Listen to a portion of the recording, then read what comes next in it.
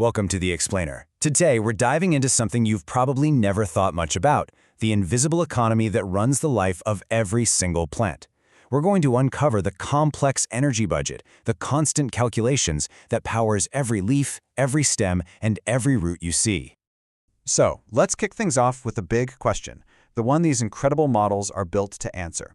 What does it really cost in pure energy for a plant just to be alive? Well, the answer starts with this really simple but powerful idea. You can think of a plant's total energy use, what scientists call respiration, as just the sum of two main jobs: the cost of just maintaining what it already has, and the cost of building brand new stuff. And this simple division, this is the foundation for the whole model. It's kind of like your own budget, right? You've got your fixed costs, rent, utilities, just for living, and then you have what you spend on new projects or investments. For a plant, believe it or not, it's the exact same principle. Okay, so let's dig into that first part of the equation, maintenance respiration. This is the constant day-in, day-out cost of just staying alive. Think of this like the plant's utility bill. It's the energy it has to spend every single day to repair its cells, to pump water around, and just to keep all its systems running. And that's whether it's growing or not. And here's where it gets really fascinating. You might think it's a flat rate, but it's not even close. The model shows us that this cost of living is super dynamic, and it's constantly being adjusted by a bunch of key factors inside the plant itself. First up, there's the age of the tissue. It's just like an older car that needs more work to keep it on the road, while older parts of a plant are simply more expensive to keep in good working condition. The model actually calls this the age factor. So, the takeaway here is pretty clear. A brand new leaf is relatively cheap to run, it's efficient. But an older stem that's been around for a while, it requires a whole lot more energy just for basic upkeep and repairs. Next up, it's all about what the tissue is made of, and specifically how much nitrogen it has. See, tissues that are rich in nitrogen are packed with all this active machinery, proteins and enzymes, and this makes them metabolic hotspots. And just like a high-performance engine, they burn a ton more fuel just to stay running. And this just brilliantly shows why different parts of the plant cost different amounts of energy. A woody stem, which is low in nitrogen, has a pretty low utility bill. But a leaf is jam-packed with nitrogen-rich machinery to do photosynthesis, so it has a really high running cost. And finally, for maintenance costs, size definitely matters. There comes a point where getting bigger actually starts to get inefficient, and the model accounts for this with what it calls a size penalty.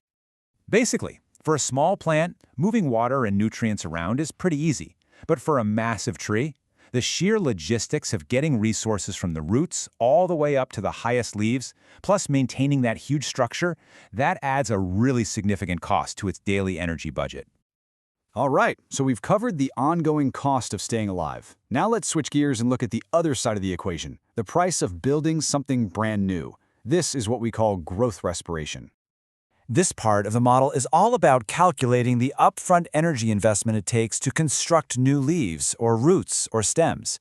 This isn't an ongoing cost like maintenance, it's more like a one-time construction fee that the plant pays in sugar. Now this is where things get really cool. Not all growth is created equal. The cost of building new tissue depends entirely on what you're building. Making simple carbohydrates? That's cheap. Building complex proteins? More expensive.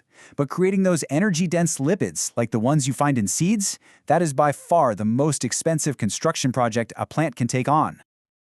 So we have the internal costs of living and growing, but of course a plant doesn't exist in a vacuum, right? It's out in the real world, and its energy use is constantly changing based on what's going on around it. And temperature is the big one. The model is so smart about this. It handles temperature in 4 different layers. It starts with the basic rule of thumb. As things get warmer, respiration speeds up. But then it adds in acclimation, where the plant actually gets used to a new average temperature. It also accounts for the temporary stress of a heat wave or a cold snap. And finally, there's a damage threshold, where it gets so hot the whole system just starts to break down. And on top of all of that, there's an internal clock. That's right, just like us, plants have a circadian rhythm. Their rate of respiration isn't just a reaction to the outside world, it follows its own daily cycle, with peaks and valleys that are often totally independent of the temperature. Okay, let's bring everything together. How does the model take this incredibly complex internal energy budget and turn it into something we can actually go out and measure, like the carbon dioxide a plant releases? It's a really clear three-step process.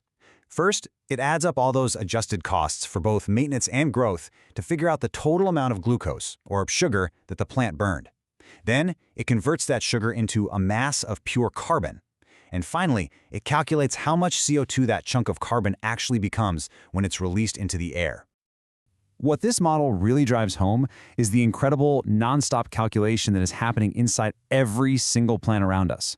It's this constant balancing act between the income it gets from photosynthesis and all the expenses of living and growing, all while trying to adapt to a world that's always changing.